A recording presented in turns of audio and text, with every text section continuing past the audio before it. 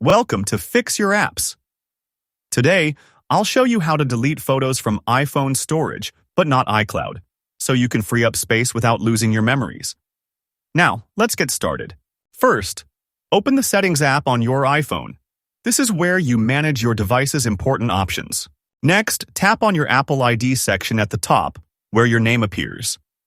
This lets you access your iCloud settings. Then, select iCloud from the menu. Here, you control what data syncs between your iPhone and the cloud. Now tap on Photos within the iCloud settings. This area manages your photo syncing options. Disable the synchronization option to turn off syncing. This stops your iPhone from deleting photos from iCloud when you delete them locally. Once syncing is off, open your Photos app and delete the photos you want to remove from your iPhone storage only.